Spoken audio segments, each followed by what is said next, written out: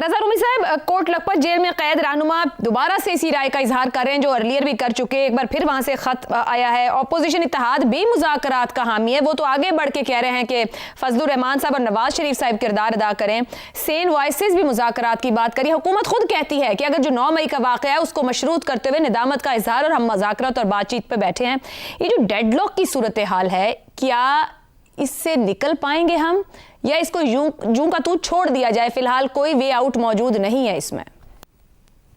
आशा, deadlock तो बरकरार रहेगा। कम से कम आने वाले महीनों में तो नहीं लगता कि उसमें कोई तब्दीली आएगी। और यही बदकिस्मती है इस वक्त पाकिस्तान की, कि इस तरह का जो एक सियासी तनाव है वो थमने का नाम नहीं ले रहा। मगर यहाँ पर 3 बातें कहना ज़रूरी है। सबसे पहले तो ये कि डायलॉग के अलावा कोई रास्ता भी नहीं है। और अगर पाकिस्तान तहरीक इंसाफ के अंदर से जो अभी जिक्र हुआ कोट लखपत ग्रुप, जो कि पाबंदे सलासिल है, काफ़ी दो साल से ज़्यादा हो चुके हैं, अगर वो भी कह रहे हैं कि जी हर लेवल पर डायलॉग किया जाए, और बैरिस्टर गौहर जो कि खुद इमरान खान के नामजद चेयरमैन है इस पार्टी के, वो भी यही कह रहे हैं।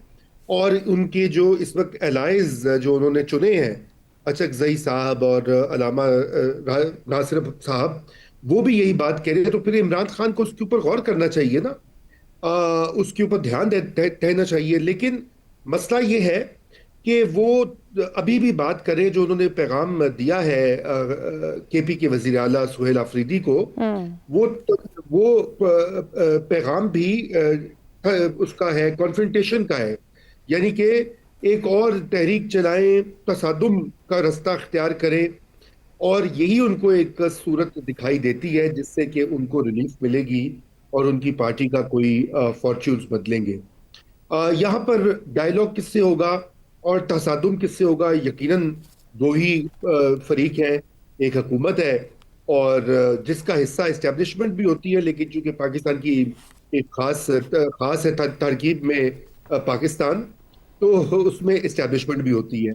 अब उन दोनों से डायलॉग का जो है वो गवर्नमेंट से तो होगा, इस्टेब्लिशमेंट तो किसी मूड में नहीं है डायलॉग करने की। जो जिस तरह की बातें खुद खान साहब और उनकी पार्टी करते आए हैं,